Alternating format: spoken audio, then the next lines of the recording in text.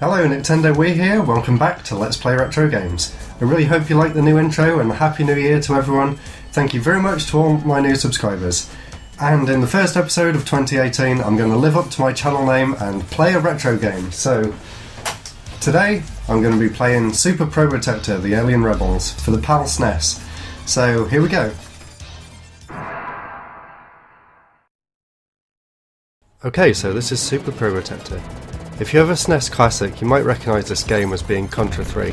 It's basically more or less the same game, but with some new sprites. Contra over here was always known as Probotector, thanks to some laws in Germany that didn't allow companies to show violence to humans, I think, so apart from playing as a robot instead of playing as a human, the rest of the game is pretty much exactly the same, so if you've played Contra 3, you'll know what to expect. I love the level of detail in this game as well. The fact that you can see some of the enemies, like them dogs there eating out of the trash cans before they jump up and attack you, it means you really have to pay attention to what's going on in the background as well as the rest of the level. It makes it a bit more interesting, and there's a lot of sort of environmental things that happen as well. This game kind of reminds me of something like Gunstar Heroes or Metal Slug, if you've played either of those before. It is very difficult. I've never got past level 3 before, so let's see how far I can actually get. I love this bit, it makes you feel so powerful, just jump into the tank and you can just gun everyone down.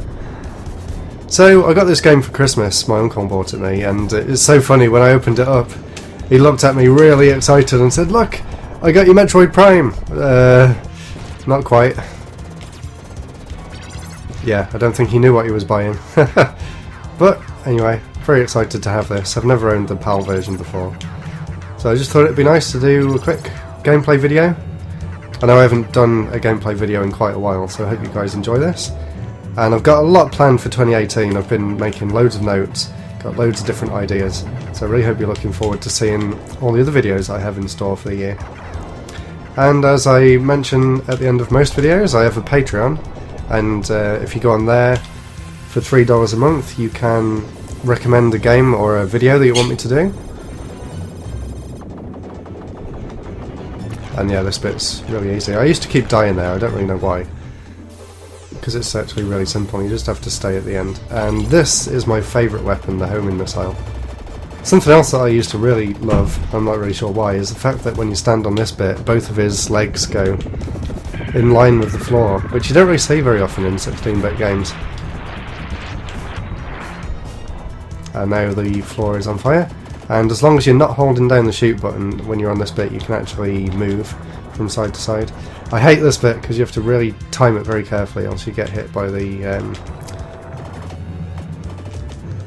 damn it, like that. You get hit by the lava and die. This game is very unforgiving, and as soon as you die you lose whatever weapon you had equipped. You can press X to toggle between your different weapons, there's 2 different ones. I always seem to forget to do that though. So you've got a shotgun there, and if you change it to that you've got the shotgun, but you can also change it back. So you can have 2 different weapons at the same time if you actually remember to do that. And remember to duck here so you don't get hit by the fire. And then you just wait for the flames to die down, and you carry on. These are bombs. You can press the A button at any point to drop a bomb. So I've got 3 of them, and now it's time to face a giant turtle. It's really quite easy for a boss. They were really just showing off the power of the SNES with this one. Huge scaling sprites and stuff. But basically you just have to keep shooting his head so it doesn't get in the way. Try to dodge them bullets. The hardest bit is dodging these little bullets, and you really don't have much time to move if you get hit as well, which is quite frustrating. So game over already, I didn't even make it past the first level. But let's get back to the boss, and we'll try again. Hopefully it doesn't start me from the beginning of the stage. Oh no, not too bad. So I'll skip forward back to where I was just a minute ago.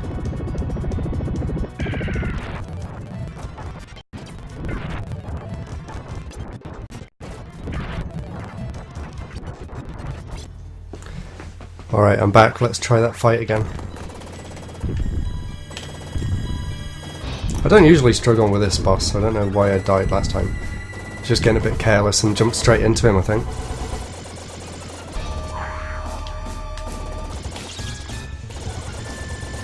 You can hold the R button down so that you can actually change the direction that you're shooting without actually moving, which comes in really handy for fights like this. So like you can aim diagonally without actually moving towards the boss.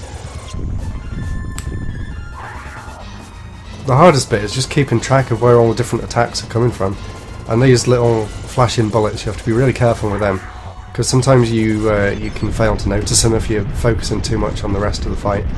But yay, that wasn't too bad. There we go. Now on to level 2, which really shows off the Mode 7 effects that the SNES can do. And here's one of the main differences you'll see compared to the American version, is the image in the background for that finishing section where it calculates your scores. So here we go, on to stage 2, which is quite different. You actually get to choose where you want to start in the level. So I'll start up here and take on these, and basically all them different flashing circles there, you have to take all of them out to finish the levels. They're sort of enemies that are in manhole covers, and it controls a bit strange in this section as well. You actually press L and R to rotate the camera, and the enemies constantly respawn, so you can't move too far away. And the idea is these guys in the manholes there, you need to blow them up like that. And when you do kill them, you get some sort of reward for it. So I got the shotgun, spread shot, whatever it's called. And then you just keep going around these sort of maze-like levels, trying to track down the enemies. And there's bits of the road that collapse like that, so they're sort of one-way passageways. It's quite hard to dodge because you actually take up quite a lot of the screen. So the best way of doing it is just to move back and then move forward again. And the arrows sort of tell you where the next enemy is that you need to take out. That was an easy one. And you have to be careful of them as well. They were really just showing off with these levels, just showing off what the SNES could do. There's also a Contra game on the Mega Drive, but I don't think it has these kind of levels. I would love to get it at some point because it's supposed to be a really good game. In fact, the latest issue of Retro Gamer actually had a whole bit about Contra 3 and Contra Hardcores, the Mega Drive one, so yeah, this is another reason why I was going to play this game. I'd already asked for it for Christmas, so I didn't know they were going to do an issue on it, but if you have Retro Gamer, it's definitely worth a read because it's really interesting. I'm not sure if you can get it in America, but it's quite popular here. You can go into WH Smith's or something and pick a copy up fairly cheap. I've been subscribed to it for years, but it's really good.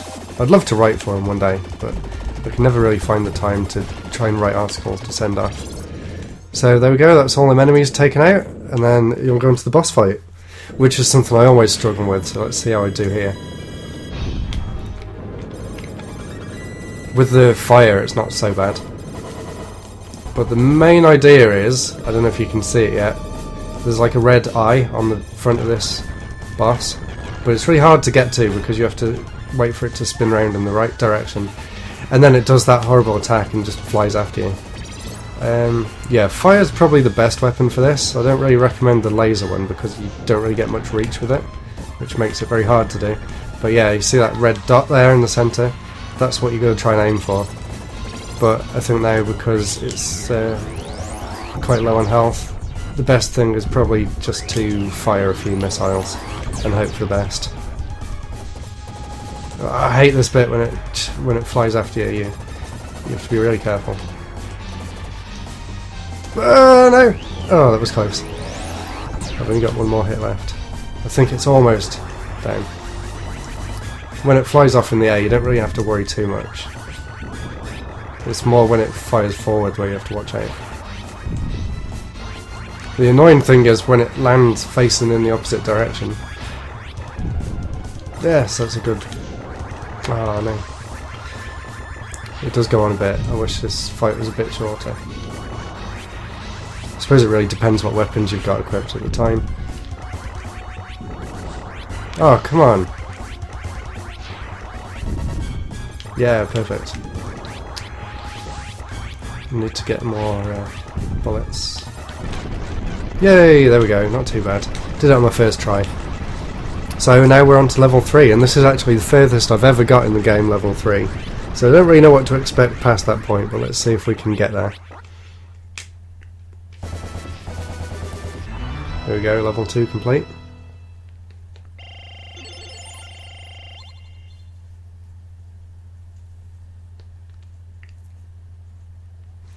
Stage 3. All I remember is it's on the top of some buildings. Looks like an industrial kind of setting, which is quite interesting. Kind of reminds me of something like Rocket Knight Adventures, that flying level where you're going through the city.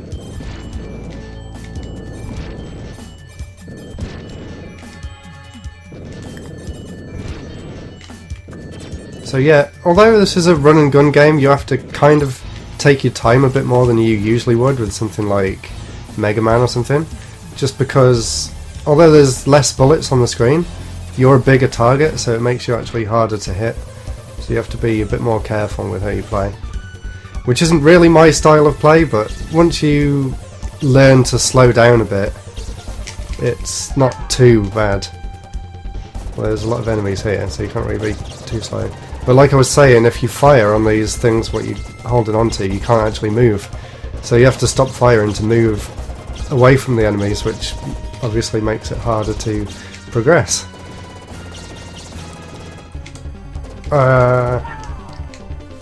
Oh, come on, there's just too many here. Drop a bomb and run for it.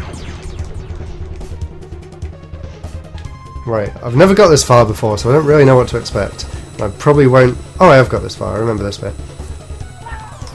Yeah, I remember doing that as well. How many lives have I got left?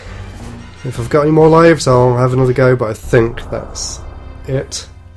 I'll probably end the episode there. It was only just to give you guys a taste of the game, and if you're interested in it, obviously go and check it out. It's on the SNES Mini. You can probably get it on the Wii and Wii U Virtual Console, and fingers crossed it'll come out on the Switch if they ever have a Virtual Console on there. Thank you very much for watching. I really hope you enjoyed this gameplay video for Super Probotector. Don't forget to comment, rate and subscribe, and I'll see you in the next episode. Goodbye!